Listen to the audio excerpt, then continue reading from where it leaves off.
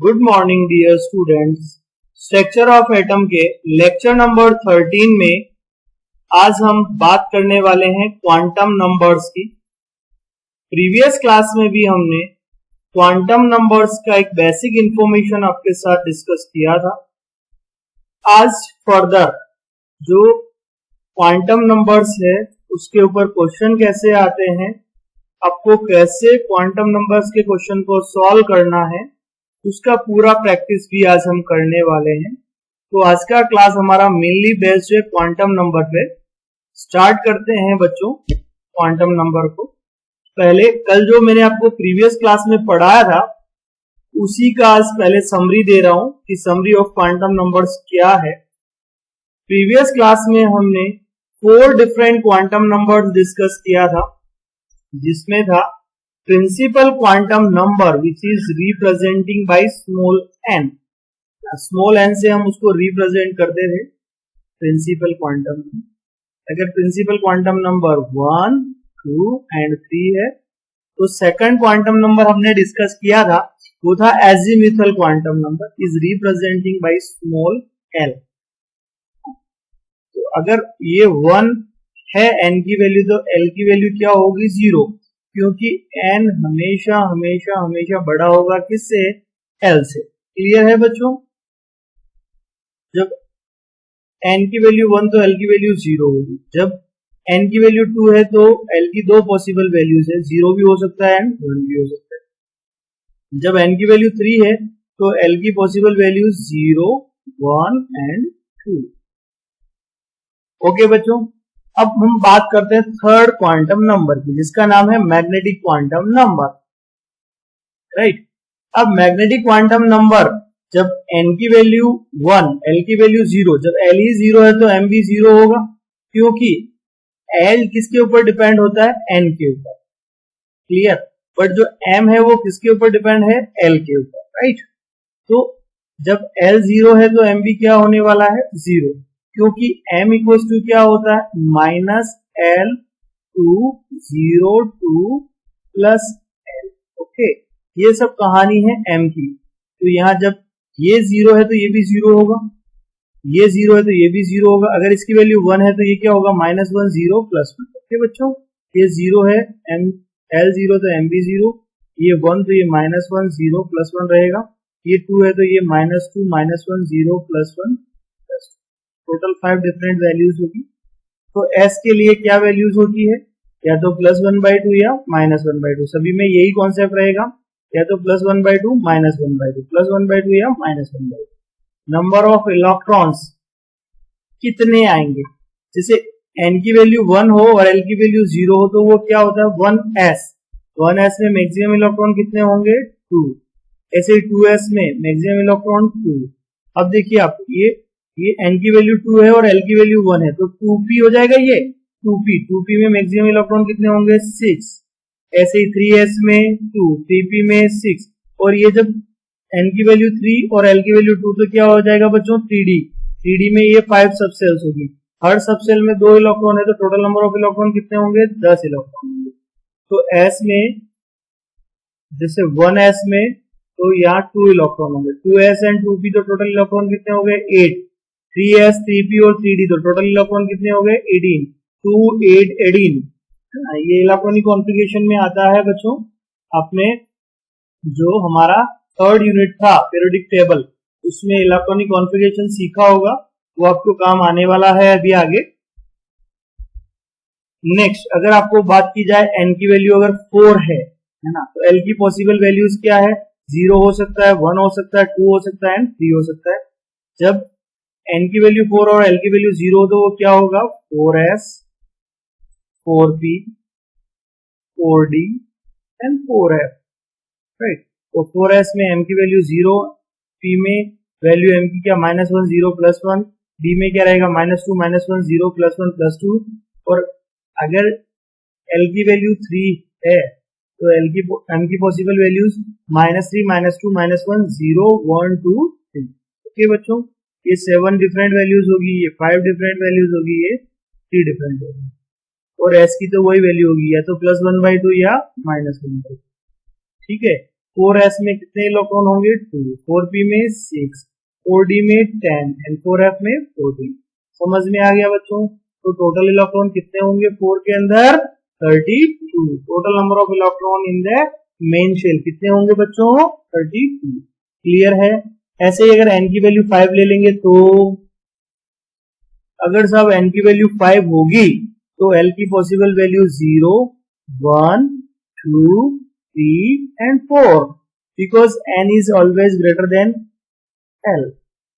Okay, तो यहां पर ये वैल्यू है, तो m की वैल्यू निकालना हो तो m इक्वल्स टू क्या होता है 12 plus 1 minus l to 0 2 plus l।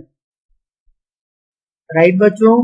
तो यहाँ पर m की वैल्यूज आपको निकालना है, तो ये 0 तो ये भी 0, ये 1 तो माइनस 1 0 प्लस 1, ये minus 2 minus 1 0 plus 1 plus 2 minus 3 minus 2 minus 1 0 1 2 3 and ये minus 4 minus 3 minus 2 minus 1 0 1 2 3। Okay बच्चों, आपको समझ में आया? m की पॉसिबल वैल्यूज क्या होगी, s की अगेन वही दो ही पॉसिबल वैल्यू होती है प्लस 1/2 एंड माइनस 1/2। सभी में एक जैसा कॉन्सेप्ट रहने वाला है। तो अगर ये क्या होगा 5s में कितने electron 2, 5p 5d 5s and 5d। तो यहाँ पर कितने इलेक्ट्रॉन आएंगे और s में 2, p में 6, d में 10, f में 14, g में 18। टोटल नंबर ऑफ इलेक्ट्रॉन कितने होंगे 50 इलेक्ट्रॉन होंगे अगर 5 वाली सीरीज होगा तो, जिसमें प्रिंसिपल क्वांटम नंबर 5। क्लियर है बच्चों? अब हम कुछ एग्जांपल्स से समझते हैं कि कैसे क्वेश्चन पूछे जाते हैं एग्जाम में। सबसे पहला क्वेश्चन है आज का, what is total number of orbital associated with principal quantum number 4।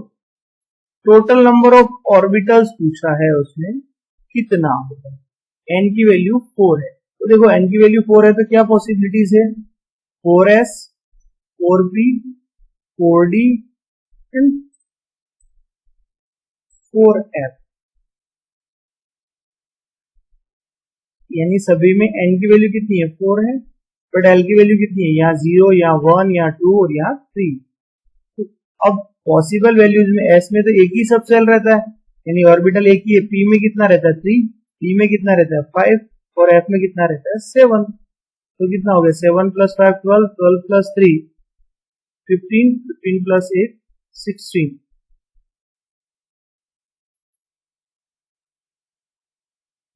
Okay बच्चों, क्या आंसर आ गया आपका 16 is absolutely correct answer. Explanation में भी देख लेते हैं, बहुत सिंपल क्वेश्चन है एकदम। देखो यहाँ n की वैल्यू आपने 4 लिया तो l की वैल्यू क्या होगी 0 1 2 3, क्योंकि n हमेशा बड़ा होता है l से, और l इक्वल्स टू क्या होता है बच्चों 0 to n माइनस 1। पहले आपको फॉर्मूला दोनों पता हो तो आपके लिए बहुत इजी था।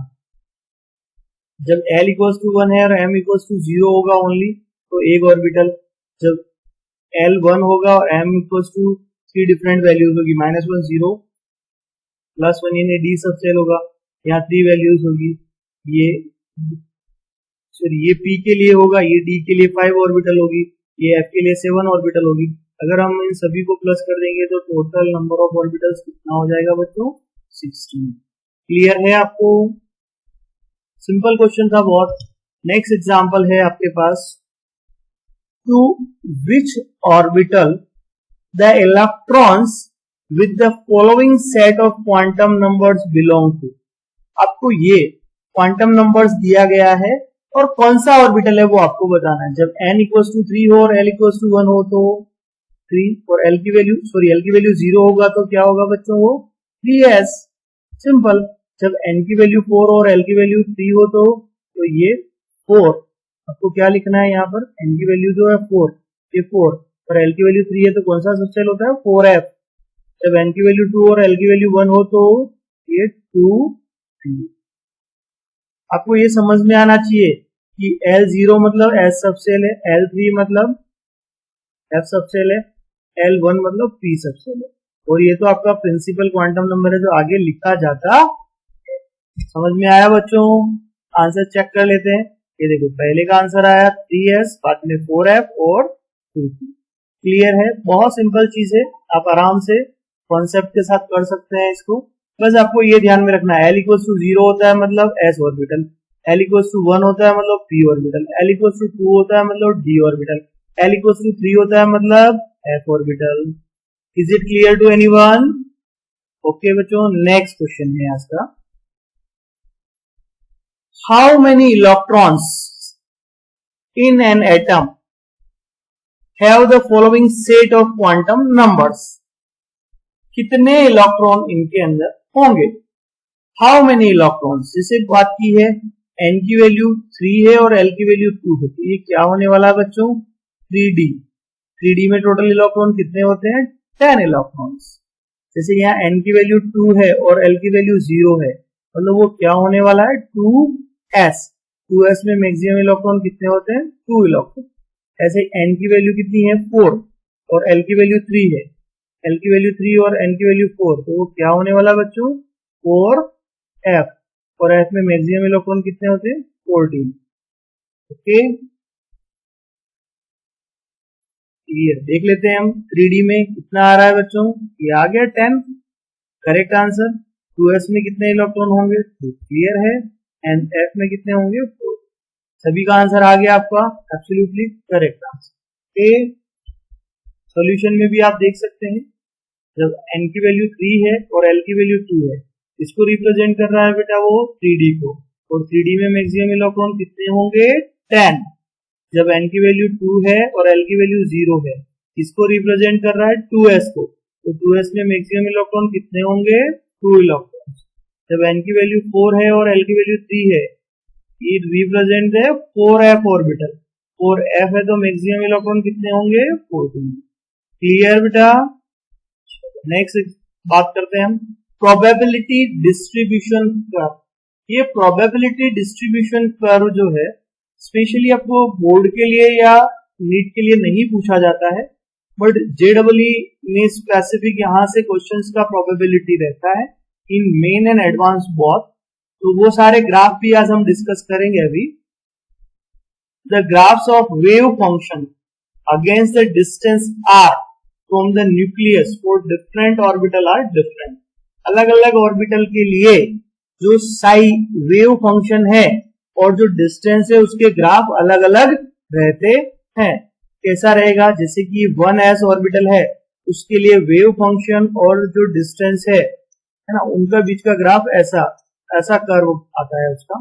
जबकि अगर 2s के लिए होगा तो उसमें 1 नोड होता है, ये नोड ऐसा प्लेस होता है जहां पर इलेक्ट्रॉन के पाए जाने की 0 पॉसिबिलिटी हो, यानी वहां पर इलेक्ट्रॉन प्रेजेंट नहीं होता है। तो ये 2s के लिए ऐसा ग्राफ होता है एंड 2p के लिए ऐसा ग्राफ होगा साई वेव फंक्शन और r के बीच में। तो ये ग्राफ स्पेसिफिक जेडब्ल्यू के अंदर कभी कभी पूछे जाते हैं, है ना, जेडब्ल्यू मेन एंड एडवांस में। तो आप जेडब्ल्यू मेन एंड एडवांस के हिसाब से आप इनको याद रख सकते हैं। ओके बच्चों, क्योंकि यहां से क्वेश्चंस बहुत सी बार पूछा जाता है एग्जाम में, है ना, श्रोडिंगर वेव इक्वेशन का। तो आपको ये ग्राफ पता होना चाहिए कि वेव फंक्शन और डिस्टेंस में कैसा ग्राफ आएगा, 1s के लिए, 2s के लिए, 2p के। Okay, next probability distribution curve. यहां पर the probability of finding an electron is given by the square of the wave function, यानी कि साई स्क्वायर और r के बीच का डिस्टेंस ग्राफ हम देखेंगे। The variation of psi square as a function of r are different for different orbitals. अलग अलग orbital के लिए उसके ग्राफ भी अलग अलग होंगे। वो ग्राफ कैसे होंगे जरा देख लेते हैं हम। पहले हमने साई के लिए देखा था, अभी हम बात कर रहे हैं साई स्क्वायर, वेव फंक्शन का स्क्वायर जो है और r के बीच का ग्राफ 1s ऑर्बिटल के लिए ऐसा होगा। 1s का तो दोनों का लगभग सिमिलर था, पर 2s का ग्राफ अलग है। 2s Sai square and r के बीच का ग्राफ कैसा होगा, उसमें एक नोड होगा, है ना, और ये 2p का ग्राफ ऐसा होगा। तो बच्चों आपको ये ग्राफ पता होना चाहिए, 1s के लिए कैसा आ रहा है, 2s के लिए कैसा और 2p के लिए कैसा होगा। क्लियर है। नेक्स्ट हमारा टॉपिक आता है व्हाट इज नॉड। जो बीच बीच में वर्ड आता है ना नॉड, जब हम 2s का ग्राफ बना रहे थे तो वहां आपको नॉड दिखाई दे रहा था। अब ये नोड क्या होता है बच्चों, पहले वो देखते हैं। Node is a region in an atom where there is probability of finding of electron is 0। मतलब नोड वह प्लेस है जहां पर इलेक्ट्रॉन के पाए जाने की पॉसिबिलिटी 0 है, यानी वहां पर इलेक्ट्रॉन नहीं होता है। There are the two types of nodes in an atom। 2 types की नोड्स है एटम के अंदर। पहली है रेडियल नोड, दूसरा है एंगुलर नोड, और उस एंगुलर नोड का ही दूसरा नाम क्या होता है, प्लेनर नोड। तो वन बाय वन हम दोनों ही नोड के बारे में डिस्कस कर लेते हैं। सबसे पहले हम बात करेंगे रेडियल नोड का। What is radial node? First definition देख लेते हैं। रेडियल और spherical node is a spherical surface at a certain distance from the nucleus within the orbital on which the probability of finding an electron is 0। उसको हम क्या बोलते हैं, nodal surface. यानी कि वहां पर इलेक्ट्रॉन के पाए जाने की पॉसिबिलिटीज क्या है बच्चों, 0। इलेक्ट्रॉन नहीं मिलेगा। Number of radial nodes in an orbital कैसे निकालते हैं, उसका फॉर्मूला है n-l-1। नीट में यहां से क्वेश्चन आता है वो सी बार। नंबर ऑफ रेडियल नोड निकालना है किसी ऑर्बिटल में तो उसका फॉर्मूला क्या है, n-l-1। आपको याद रहेगा, ये इंपॉर्टेंट फॉर्मूला है। यहां से जैसे आपको नंबर ऑफ रेडियल नोड निकालना है, n-l-1 आपके पास फॉर्मूला, तो 1s के लिए रेडियल नोड कितना होगा। देखो 1s मतलब n की वैल्यू कितनी है 1, और s मतलब l की वैल्यू कितना हो गया 0। 1 माइनस 0 माइनस 1 यानी कि क्या होने वाला, 1 माइनस 1 मतलब 0 ही रहेगा। तो 1s के लिए रेडियल नोड कितना रहेगा 0, 2s के लिए 1, 3s के लिए 2, 2p के लिए 0 है ना, 3p के लिए 1, 4p के लिए 2, 3d के लिए 0 एंड 4d के लिए 1। आप देख सकते हैं ये सारी वैल्यूज इस फॉर्मूले में पुट करेंगे तो आपको ये आंसर आ जाएगा। क्लियर है बच्चों, रेडियल नोड इजीली कैलकुलेट कर पाएंगे। बस आपको फॉर्मूला याद रखना है n-l-1। ये आपको रेडियल नोड या नोडल सरफेस कैलकुलेट कर सकेंगे आप। व्हाट इज एन एंगुलर और प्लेनर नोड? अब एंगुलर और प्लेनर नोड क्या होता है बच्चों, तो उसका भी हम पहले डेफिनेशन देख लेते हैं। It is a plane passing through the nucleus on which the probability of finding an electron is 0। वहां पर भी इलेक्ट्रॉन के पाए जाने की पॉसिबिलिटी कितनी है बच्चों, 0। Number of nodal planes in an orbital किसके बराबर होता है, एजिमुथल क्वांटम नंबर्स के बराबर होता है। Number of nodal plane in an orbital equals to l, azimuthal quantum number के बराबर होगा। तो number of planar node for s orbital में तो क्या रहेगा 0, क्योंकि s के लिए l की वैल्यू क्या होती है 0। p ऑर्बिटल के लिए कितना रहेगा 1, क्योंकि p के लिए l की वैल्यू कितना होता है 1, एंड s के लिए नोडल प्लेन कितना होगा 2, क्योंकि d के लिए l की वैल्यू क्या रहता है 2। आपको पता ही है बच्चों, जैसे s p d f, इनके लिए जो l है ना, l azimuthal quantum number, s के लिए l की वैल्यू कितना होता है 0, p के लिए कितना होता है 1, d के लिए कितना होता है 2, f के लिए कितना होता है 3। तो आपको ये पता होना चाहिए जो एजिमुथल क्वांटम नंबर है ना, उसकी वैल्यू s के लिए 0 होती है, p के लिए 1 होती है, d के लिए 2 होता है और f के लिए 3 होता है बच्चों। ओके, बाउंड्री सरफेस डायग्राम यानी शेप ऑफ एटॉमिक ऑर्बिटल की 1s यानी s ऑर्बिटल का शेप कैसा होगा, p का कैसा होगा, d का कैसा होगा, उन सभी ऑर्बिटल्स का हम शेप डिस्कस करने वाले हैं यहाँ पर। तो सबसे पहले बात करेंगे हम, the boundary surface diagram is the region of constant probability density of orbitals for a given orbital. The boundary surface diagram is a volume in which the probability of finding the electron is very high, लगभग 90%। यानी जो हमारा orbital का जो boundary surface diagram है उसका मतलब है इलेक्ट्रॉन के पाए जाने की 90% प्रोबेबिलिटी उसके अंदर है। These boundary surface diagram given the shape of atomic orbital. क्या बताते हैं आपको? Shape of atomic orbital. Okay, जैसे shape of s orbital, s orbital का शेप कैसा होगा? स्फेरिकल इन शेप होगा। The s orbital, the shape of s orbital is spherical. कैसा होगा एस ऑर्बिटल? स्फेरिकल। ऐसे ही पी कैसा होगा? डम्बल। डी कैसा होगा? Double dumbbell. तो अभी हम सभी का वन बाय वन सभी ऑर्बिटल्स के शेप का डिस्कशन करेंगे। तो सबसे पहले हम एस की बात कर रहे हैं। As the principal quantum number increase the size of the orbital increase. जैसे जैसे प्रिंसिपल क्वांटम नंबर एन का वैल्यू बढ़ेगा वैसे वैसे आपका यहां पर जो एस ऑर्बिटल है उसका शेप बढ़ेगा। The shape of 1s and 2s are shown just like that. देखिए आप, ये 1s का शेप है और ये 2s का। जैसे ही प्रिंसिपल क्वांटम नंबर बढ़ रहा है 1 से 2 हो गया तो साइज जो है वो बढ़ जाएगा। ये स्फेरिकल इन शेप है। समझ में आ गया बच्चों? स्फेरिकल इन शेप है from s orbital. Now we are moving with the p orbital. Shape of p orbital देखिए बच्चों, the shape of p orbital is dumbbell shape. Dumbbell shape होता है वो। The nucleus is at the origin and the dumbbell is oriented in 3 directions. 3 directions कौन कौन सी होती है वो? px, py and pz orbitals. तो यहां पर p ऑर्बिटल्स कैसा होगा बच्चों? डम्बल शेप में। हम देख सकते हैं px, py एंड pz को हियर। देखिए आप, यहां पर जो डम्बल शेप है, ये डम्बल शेप किसको बता रहा है? p ऑर्बिटल को। बट ये कौन से एक्सिस पर है? z एक्सिस पर है, इसीलिए उसको बोलते हैं हम pz।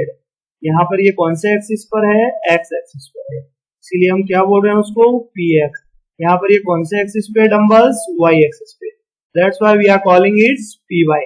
तो बच्चों समझ में आया? px, py एंड pz का मतलब क्या होता है कि जो डम्बल है वो उस एक्सिस पर है, इसीलिए उसका नेम है px या py या फिर pz। Is it clear to anyone? Next, shape of d orbitals. अब डी ऑर्बिटल के शेप की बात करते हैं।